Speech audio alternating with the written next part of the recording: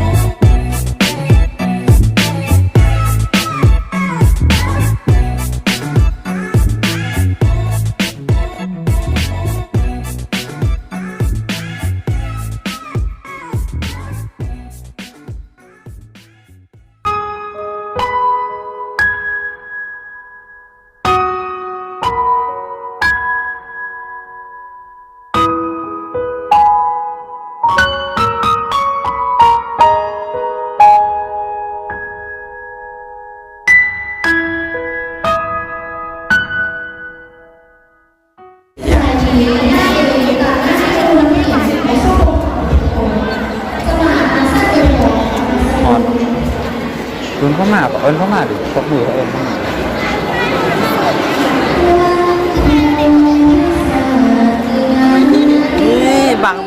บางคนร้องเพลง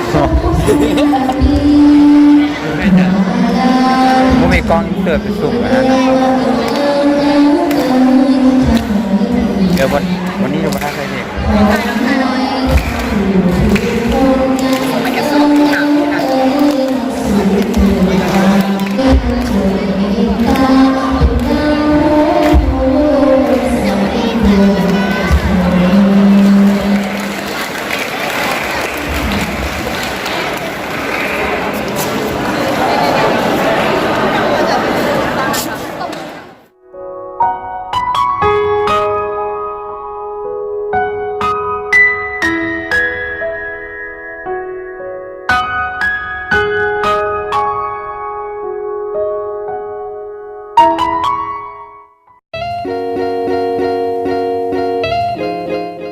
ซึ่งจะเป็นเอาได้กาฟ้าที่ตามรับชมเนาะอันนี้เป็นงานวันครูยุเฮียนแห่งหนึ่งอยู่ร่องพะบาง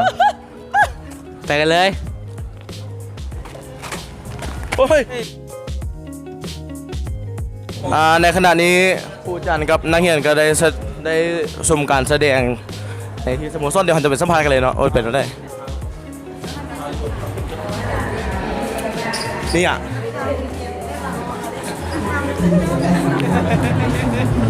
อาจารย์ อาจารย์รู้สึกก็ได้ในมื้อวันครูในมื้อนี้อ่า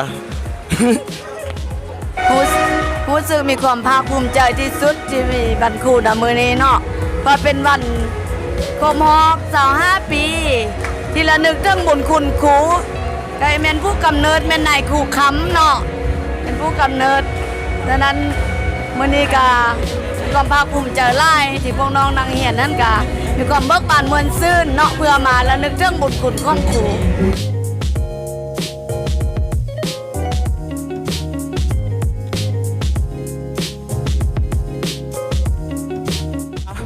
นี่ก็แม่นอาจารย์สอนภาษาลาวในพวกเราในปีกายเนาะปีกายปีก้อนเขาจะมาถามอาจารย์ว่าอาจารย์รู้สึกก็ได้ในมื้อวันครูในมื้อนี้ รู้สึกดีใจเนาะดีใจที่ว่ามีวันครูมื้อนี้นี่แล้วก็อันอยากขอฝากให้ในครูหมดทุกคนเนาะที่ว่าอันซ่อนอยู่นี่น่ะถ้าอัน ยังที อันแกว่าแล้วได้เนาะ ได้เนาะ ว่าแล้ว เมื่อเนาะเดี๋ยวขอบใจอาจารย์โอ้แป๊บนี่ก็แม่อาจารย์ที่สอนภาษาคณิตศาสตร์ของพวกเราซึ่งอาจารย์นี้ได้บำนาญไปแล้ว อาจารย์รู้สึกว่าได้ในมื้อวันครูในมื้อนี้ เนื่องในโอกาสวันครูแห่งชาติเนาะครบ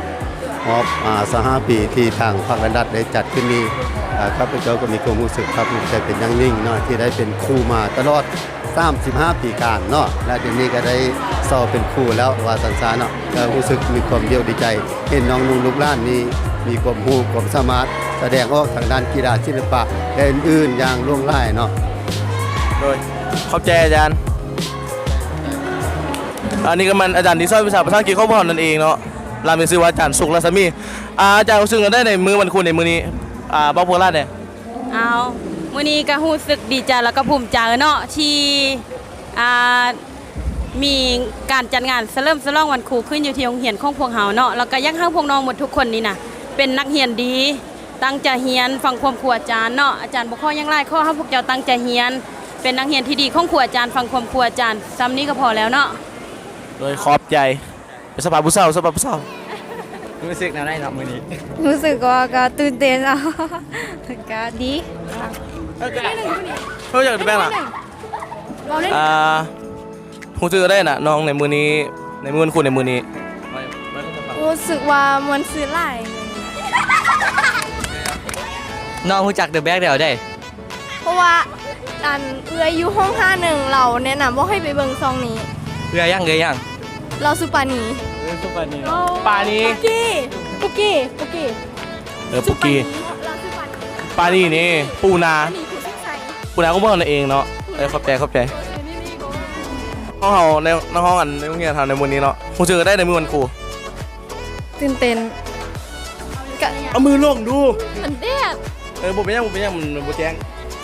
แค่ว่าขิงก็บ่แจ้ง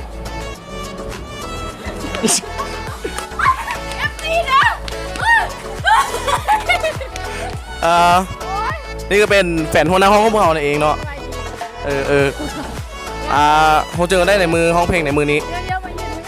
เอารู้สึกว่าได้ในมือวันครูในมือนี้เนาะ รู้สึกงามหลายมืดแล้ว เอาจะมาสัมภาษณ์เรื่องนี้เนาะรู้สึกว่าได้มื้อวันครูของเรียนเฮา รู้สึกเมื่อยหลาย เห็นยังเมื่อยเห็นทุกอย่าง ไม่สมเสร็จแล้วเนาะเราเห็นทุกอย่างเลยฝากอย่างทั้งสองเดอะแบ็ก ติดตามอยู่ไลค์ทุกคลิปเลยสุดยอด เข้าใจมื้อนี้เราก็มาอยู่กับเอื้อยไม้นันสคานผู้ที่3ของนครหลวงของบางเนาะซึ่งวันนี้เป็นงานวันครูซึ่งเราจะมีรู้สึกว่าได้ก็ไปฟังเสียงสัมภาษณ์ของเราเนาะ วันนี้เราก็มีความรู้สึกดีใจหลายที่ได้มีส่วนร่วมในการมอบของรางวัลให้ครูอาจารย์ และก็พ่อแม่นักเรียนที่มีการช่วยเหลืออุปกรณ์ต่างๆของเรียนเฮา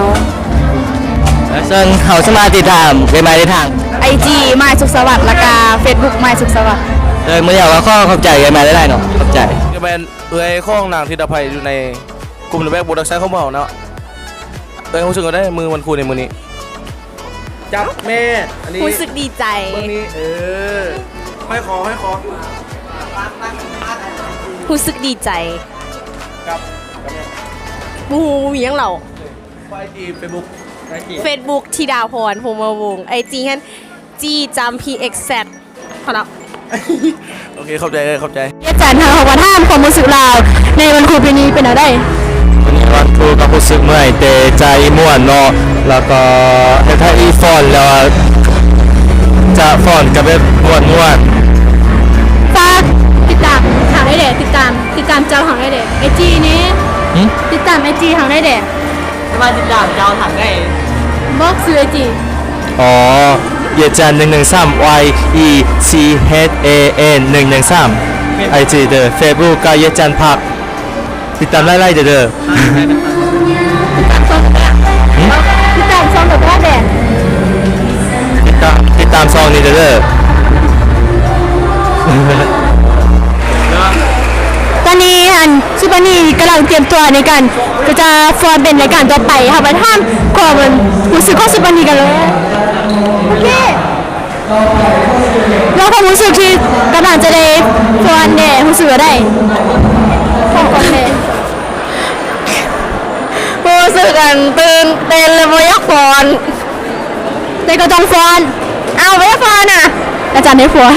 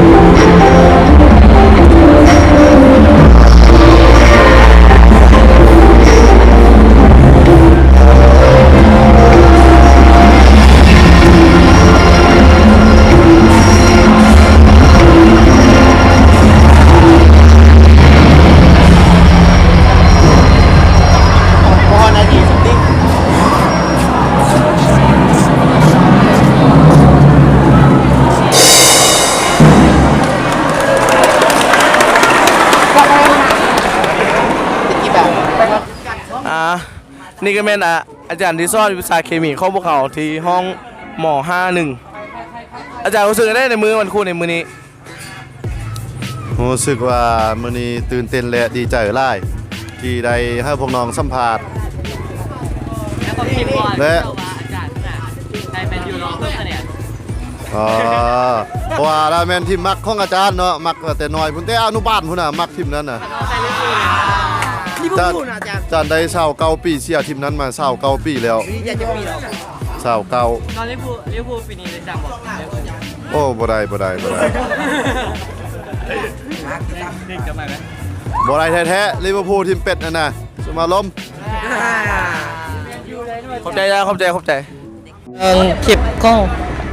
ของเราก็มีเท่านี้ฝากกดไลค์กดแชร์ให้ The Back Production ของเราเด้อซึ่งคลิปหน้าจะให้ยังกาบอกได้เด้อ ขอบใจ